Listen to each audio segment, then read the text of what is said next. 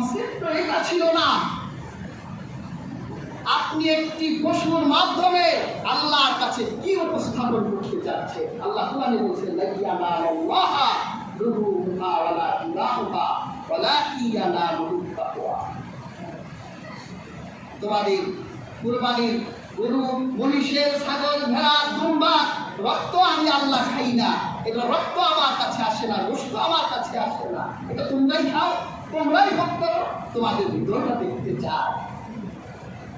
তুমি এত কষ্ট করে পয়সা কামালে, তারপর তুমি একটা পশু কেনার জন্য পশুর হাটে গেলে, কষ্ট লাগছে না? ভাড়া খরচ হয়েছে, কষ্ট হয়েছে। তারপর পশু দেখতে দেখতে একটা মিলে তো আরেকটা মিলে না। এই গরমের ভিতরে আপনি কষ্ট করে আপনার মনের মতো একটা পশু নির্বাচিত করে আপনার রক্ত পানি করা পয়সা দিয়ে আপনি কোরবানির পশুটা কিনেছেন। তারপর আপনি এটাকে আবার গোসল করাইয়া আপনি যখন এটা কোরবানির জন্য উপস্থাপন করবেন, আপনার আত্মাটা আপনি তখনই আল্লাহ সামনে দাঁড়িয়ে নিয়োগ করবেন যে হে আল্লাহ, আমার বছরের পর বছরের অক্লান্ত পরিশ্রমের রক্ত পানি করা পয়সা দিয়ে আমি এই পশুটিকে কিনেছি। এটা পিছনে শ্রম দিলাম, কষ্ট দিলাম, রোদ্রে ঘুরলাম না খেয়ে আপনার সামনে তাকে নিয়ে হাজির হলাম। হে আল্লাহ, আমার এই পরিশ্রমকে আপনি কবুল করে। এটাই তো কোরবানি, এটাই তো ত্যাগ। আমরা করি কি? পয়সা এখন হারাম কামাই, এমন কোন সেক্টর নাই যেখানে হারাম নাই। রোজার মাসে, ঈদে হারাম হারাম কামিয়ে 5টা 7টা কোরবানি দিয়ে কোরবানির মাঠে গেলে এটা কত কেজি হবে একটা মাপ দাও। তোমার এই জন্য কোরবানিটা দিতে বলছে, তুমি কোরবানি দিচ্ছ না, ঠাট্টা করছো। কাজে হাজিরি এটা স্মরণ হিসেবে রেখে দিয়েছেন ইব্রাহিম। আল্লাহর সামনে তার হুকুমকে উপস্থাপন করছিলেন। তুমিও তোমার হালাল পয়সা কোরবানির পশুটির সামনে দাঁড়িয়ে তোমার আত্মাটিকে আল্লাহর সামনে উপস্থাপন করবে। সূরাতুল বাকারার শানে নজুলে এটা আরেকদিন আলোচনা করব। সেখানে আল্লাহ পাক মৃত ব্যক্তির সন্ধান জানার জন্য, হত্যাকারীর নাম জানার জন্য একটা গরু সিলেক্ট করেছিলেন যে তোমরা একটা গরু কিনো।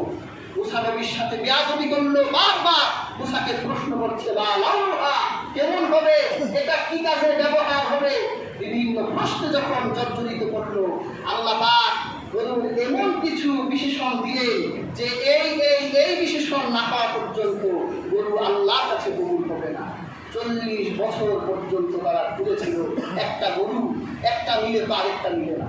40 বছর পর ওদের যত স্বর্ণ গহনা ছিল সব কিছুর বিনিময়ে সেই গরু যখন ক্রয় করছে, আল্লাহ সামনে দাঁড়াইয়া এখন সব কিছু বলে, আল্লাহ এই গরুটার জন্য 40 বছর ঘুরছি, কে না কে সব সম্পদ বিক্রি করে আল্লাহ আপনার সামনে গরুটা পাইছি, হাজির করছি।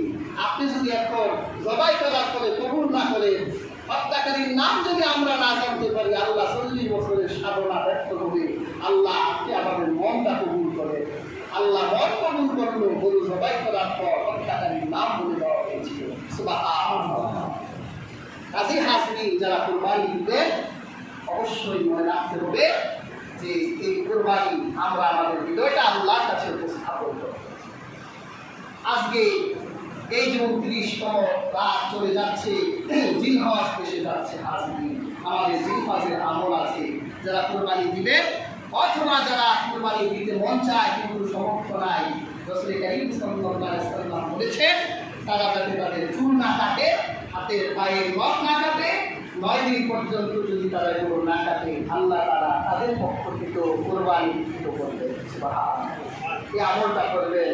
হাজি সাহেবরা আল্লাহর মেহমান হয়ে এখন মসজিদুল হারামে যাবেন, তারা হজ করবেন। আল্লাহর খানায় কাবা আমাদের যেতে মনে চায় না? হাজিরিন, আল্লাহ পাক আমাদের প্রত্যেকটি যাতে তার খানায় কাবায় নেয়, মসজিদুল হারামে নেয়। আর আমরা মসজিদুল হারামে যেতে পারি না, কিন্তু আল্লাহ মসজিদুল হারামের শাখা প্রশাখা গোটা দুনিয়ায় ছড়াই আছে। যেগুলো হচ্ছে আমাদের, আমরা যত মসজিদ দেখতে পাই এগুলো মসজিদুল হারামের শাখা প্রশাখা।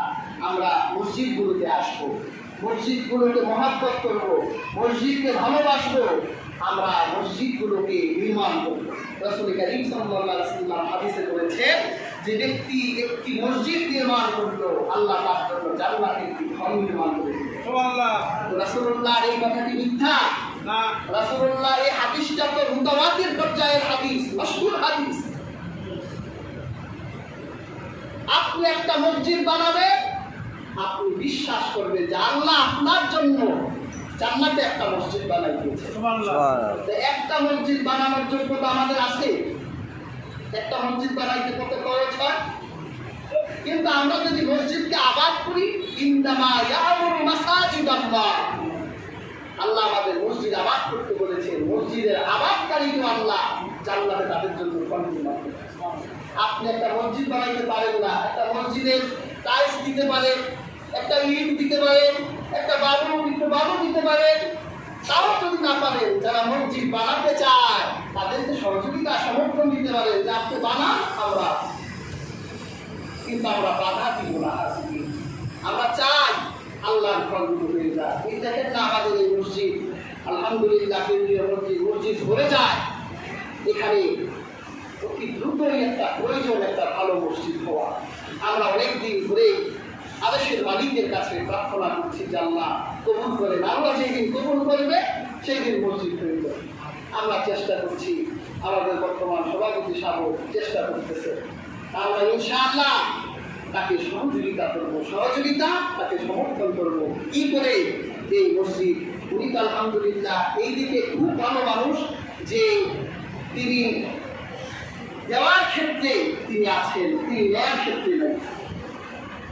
কাজে আমরা তিনি যদি আগায়, আমরা ইনশাআল্লাহ তাকে সহযোগিতা করবো। এবং তার কাছে আমার একটা অনুরোধ থাকবে, তিনি সকলকে নিয়ে বসেই আল্লাহর এই পবিত্র ঘরটিকে নির্মাণ করবেন, যাতে সবাই মসজিদ আবাদ করতে পারে, সবাই শরীক হতে পারে, সবার জান্নাতে একটা করে ফ্ল্যাট থাকতে পারে।